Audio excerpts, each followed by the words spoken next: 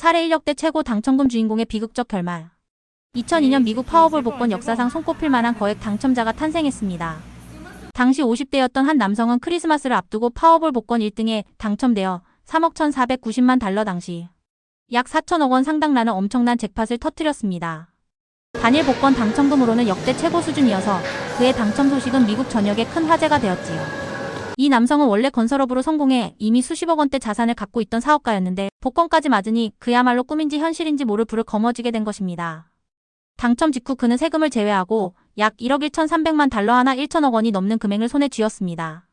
부유층이었음에도 갑자기 불어난 재산을 들뜬 그는 통큰 기부와 사치스러운 소비를 동시에 시작했습니다. 우선 하느님께서 주신 행운이라며 당첨금의 10%를 교회 등 자선단체에 기부하겠다고 공언했고 실제로 고향 지역 여러 교회에 거액을 헌금했습니다. 또한 자신의 이름을 딴 재단을 설립해 저소득층을 돕는데 1천만 달러 이상을 출연했습니다. 주변 사람들에게도 아낌없이 베풀었는데 그 복권을 산 가게의 점원에게는 새 집과 신차를 선물했고 동네 이웃들에게는 스포츠카를 타고 다니며 현금을 뿌리고 다녔을 정도였습니다. 당첨 초반에 그는 지역사회의 영웅으로 불리며 선행을 베푸는 행운의 사나이로 칭송받았습니다. 하지만 그렇게 찾아온 행운은 곧 그에게 씁쓸한 그림자를 들이우기 시작했습니다. 막대한 현금을 손에 쥔 그는 점차 지출 관리를 잃고 방탕한 생활에 빠져들었습니다. 거액의 현금을 항상 가방에 넣어 들고 다녔는데 한 번은 스트릿클럽 주차장에 둔 차에서 50만 달러 하나 5억 원 이상에 달하는 돈다발을 도둑맞는 황당한 사건도 겪었습니다. 그 후로도 거액의 현금을 들고 다니다 연거푸 도둑을 맞았지만 그는 오히려 가진 돈이 많으니 괜찮다는 식으로 큰 개의치 않았습니다. 이러다 보니 주변에는 그를 노리는 이들이 늘어갔고 씀씀이도 걷잡을 수 없이 커졌습니다. 그는 도박에도 손을 대서 카지노에서 수백만 달러를 탕진했고 심지어 부당한 신용으로 도박 자금을 쓰다 거액의 부도 수표 소송까지 당했습니다. 한편 손녀를 각별히 사랑했던 그는 당첨 후 손녀에게 용돈과 선물을 퍼주었지만 이것이 화근이 되어 어린 손녀가 약물에 쉽게 접근하는 환경이 조성되고 말았습니다. 결국 불과 몇 년 만에 손녀의 남자친구가 약물 과다 복용으로 그의 집에서 숨지는 일이 일어났고 이어서 가장 아끼던 손녀마저 17세 나이에 약물로 의심되는 사고로 사망하고 말았습니다. 연이은 비극에 그는 크게 상심했고 가정도 붕괴되어 아내와의 불화가 깊어져 결국 별거에 이르렀습니다. 수년 전만 해도 복권으로 인생 역전한 성공담의 주인공이었던 이 남성은 당첨 후 몇 년 지나지 않아 완전히 몰락한 모습을 보였습니다. 그는 거의 모든 재산을 잃고 파산 상태에 이르렀으며 주변에는 그를 등진 사람들뿐이었습니다.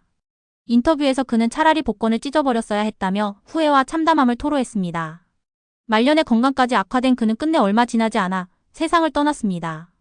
한때 세계에서 가장 행운이 따랐던 사람이었지만 그의 최후는 쓸쓸했고 많은 사람들에게 돈과 행복에 대한 깊은 질문을 남겼습니다. 이 사례는 거액 복권 당첨이 반드시 행복으로 이어지지 않음을 보여주는 가장 유명한 비극적 일화로 남아 있습니다. 사례 2. 로또 부자의 실종과 비극적 최후. 2000년대 후반 미국 플로리다주에 사는 한 남성에게 극적인 행운이 찾아왔습니다. 막노동과 운송 보조 일을 하며 근근히 살아가던 40대 초반의 이 남성은 2006년 플로리다 복권에서 3천만 달러 약 300억 원대 1등에 당첨되었습니다. 그는 평생 가난하게 살아왔기에 처음엔 이 거액이 믿기지 않았다고 합니다. 일시불 수령을 선택한 그는 세금을 제하고 약 1,700만 달러를 손에 넣었고 갑작스런 부의 어안이 벙벙해졌습니다. 당첨 이후 그의 삶은 크게 변했지만 돈이 행복만을 가져다 주지는 않았습니다. 우선 주위의 시선과 태도가 달라졌습니다. 그가 거액을 받았다는 소문이 퍼지자 평소 알고 지내던 지인부터 전혀 모르는 사람들까지 돈을 빌려달라는 요청이 빗발쳤습니다. 착하고 인정이 많던 그는 찾아오는 사람들을 쉽사리 뿌리치지 못했습니다. 어떤 이웃에게는 수만 달러를 그냥 주기도 하고 어려운 친척의 부탁을 받고 집과 돈을 선뜻 내어주기도 했습니다. 한 친구의 부탁으로 100만 달러가 넘는 돈을 빌려주었다가 떼인 일도 있었지요. 이렇게 주변을 돕다 보니 얼마 지나지 않아 그에게 남은 돈은 절반 이하로 줄어들었습니다. 당첨자가 느끼는 행복감은 사라지고 오히려 사람들이 모두 자신의 돈만 보고 자신에게 다가오는 것 같다는 외로움과 피로감이 그를 엄습했습니다. 그즈음 그의 삶에 한 중년 여성 B씨가 접근해 왔습니다. 그녀는 자신을 작가라 소개하며 당신의 이야기를 책으로 써서 사람들에게 희망을 전하고 싶다고 다가왔고 순진한 이 남성은 그녀를 친구로 받아들였습니다. B씨는 곧 당신의 재산을 도와 관리해주겠다며 그의 남은 돈으로 투자회사를 함께 설립했고 그 회사의 재정을 사실상 자기 마음대로 주무르기 시작했습니다. 알고 보니 그녀는 교묘하게 그를 속여 남은 재산을 가로채려 한 사기꾼이었던 것입니다. 이 남성은 점차 주변에서 모습을 감추기 시작했습니다.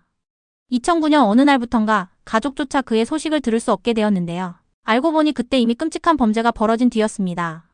그에게 접근했던 B씨가 그를 살해하고 그의 재산을 가로챈 것입니다. 경찰 수사가 시작되자 B씨는 그가 지친 나머지 먼 곳으로 떠나 숨고 싶어 했다며 그가 살아있는 척 거짓말을 퍼뜨렸습니다. 심지어 그의 휴대전화로 가족들에게 문자 메시지를 보내 나 좀 내버려 둬라고 가장하기도 했지요. 하지만 수상함을 눈치챈 가족의 신고로 수사가 이어졌고 결정적으로 B씨가 다른 사람에게 살인을 대신 뒤집어서 달라는 제안을 하는 녹취가 포착되어 범행이 드러났습니다. 결국 2010년 초 실종됐던 당첨자는 숨진 지 오래된 상태로 발견되었습니다. 그의 시신은 B씨가 사둔 외딴 집 마당에 콘크리트에 파묻힌 채 암울하게도 세상에 드러났습니다. 사건 후 범인 B씨는 체포되어 재판에 넘겨졌고 종신형을 선고받아 교도소에 수감 중입니다. 하지만 돈 때문에 목숨까지 잃은 당첨자의 인생은 다시 돌아오지 않습니다. 그는 생전에 복권에 당첨된 게 차라리 불행이라는 말을 주변에 남겼다고 합니다. 얼마 되지 않는 기간 누렸던 부유함은 그에게 진정한 행복을 주지 못했고 끝내 주변의 악의를 부르게 되어 비극적 최후를 맞았습니다. 이 안타까운 이야기는 복권 당첨자에게 사람들이 얼마나 가차없이 달려들 수 있는지를 보여주는 대표 사례로 복권 당첨자의 저주라는 말을 다시 한번 떠올리게 만들었습니다. 사례 3톤 큰 복권 당첨자의 8년 만에 파산.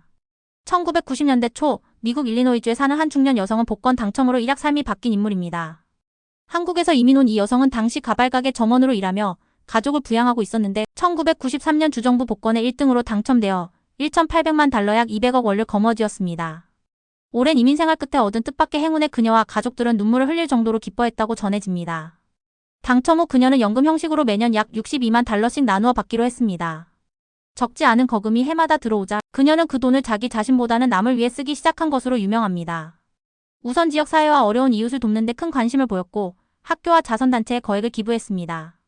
정치인들의 후원 요청에도 화답하여 거액을 쾌척했는데 덕분에 미국 대통령을 비롯한 유력 인사들과 함께 만찬 자리에 초청되기도 했습니다. 또 지역 명문대학의 도서관에는 거금을 기부해 자신의 이름을 딴 열람실이 생기기도 했습니다. 주변에서는 복권 당첨금을 가장 의미 있게 쓰는 사람이라는 찬사가 나왔고 그녀 스스로도 누군가를 도울 수 있다는 사실에 큰 보람을 느꼈습니다. 하지만 과하게 베푼 선행이 오히려 그녀의 삶을 어렵게 만들 줄은 몰랐습니다. 해마다 받는 돈이 많긴 했지만 그녀의 지출은 그보다 훨씬 더 큰 폭으로 늘어나 있었습니다. 가족을 위해 고급 주택을 사고 각종 기부와 행사 지원을 하면서 빚까지 내는 상황이 벌어졌습니다. 심지어 몇 년 뒤에는 한꺼번에 큰 돈이 필요해지자 남은 복권 연금 수령권을 포기하는 대신 목돈을 당겨받는 선택까지 했습니다. 미래의 수입을 담보로 현재의 돈을 쓴 것입니다. 그녀의 주변에는 당첨금에 편승해 사치를 부추기는 사람들도 많았고 쉽게 들어오는 돈의 위험성을 경고하는 이는 드물었습니다. 그 결과 당첨 후 불과 8년 만에 그녀의 재정 상황은 파탄에 이르게 됩니다. 2001년 결국 그녀는 파산을 신청할 수밖에 없었습니다. 그때 그녀의 나이는 60세였는데 정작 통장에는 700달러 남짓 하나 100만 원도 채 안 되는 돈밖에 없었고 갚아야 할 빚은 250만 달러 약 30억 원에 달했습니다. 엄청난 복권 당첨금을 받고도 오히려 무일푼에 가까운 처지가 된 사실이 알려지자 많은 사람이 충격을 받았습니다. 그녀는 남을 돕는 기쁨에 빠져 정작 내 삶을 꾸릴 생각을 못했다는 취지로 주변에 말했고 한때 그녀의 이름을 붙였던 대학 열람실도 그녀의 파산 이후 조용히 이름을 내려야 했습니다. 지금 이 여성은 과거의 영광을 뒤로하고 평범한 생활인으로 돌아간 것으로 알려져 있습니다. 한때 정치인들과 어울리며 명사를 대접하던 모습은 사라졌고 경제적으로도 당첨 이전과 별반 다르지 않은 수준이 되었습니다. 그러나 그녀의 이야기에는 씁쓸함만 있는 것은 아닙니다. 비록 재산을 잃었지만 많은 사람에게 베푼 선행은 지역 사회에 작은 변화들을 남겼고 그녀 자신도 돈으로 행복을 살 수 없다는 소중한 깨달음을 얻었다고 담담히 말했다고 전해집니다. 이 사례는 복권 당첨 이후 돈을 올바르게 관리하는 것이 얼마나 어려운 일인지를 보여준과 동시에 지나친 소비와 잘못된 재정 판단이 어떠한 결과를 초래하는지 일깨워주는 이야기로 남아 있습니다.